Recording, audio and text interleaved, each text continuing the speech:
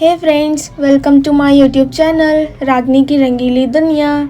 भगवान शिव जी को हम सभी बहुत मानते हैं, पर उनकी बताई गई बातों को हम कितना समझते हैं। क्यों भगवान शिव जी ने अर्धनारीश्वर का रूप लिया, चलिए बताती हूँ।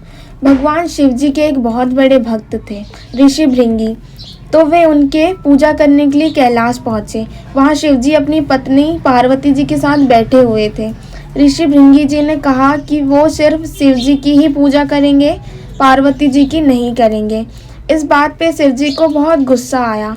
तो शिव जी ने कहा कि पार्वती जी हमारी ही पत्नी है, आपको उनकी भी पूजा करनी पड़ेगी। बट फिर भी ऋषि भृंगी जी ने पार्वती जी की पूजा करने से मना कर दिया।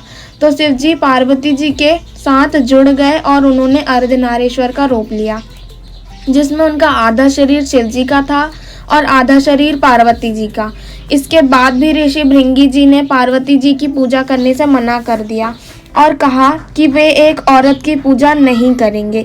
इस बात पे पार्वती जी ने ऋषि भृंगी जी को श्राप दिया कि उनकी बॉडी में जितना भी पार्ट उनको उनकी माँ से मिला है, यानी एक फीमेल का है, वो चला जाए। तो ऋषि भृंगी जी सिर्फ एक राख बन के रह गए। राख मतलब ऐश। और फिर ऋषि भृंगी जी को अपनी गलती का एहसास हुआ और ये देखकर पार्वती जी को उन पर दया आ गई और उन्होंने ऋषि भृंगी जी को वापस से इंसान बना दिया।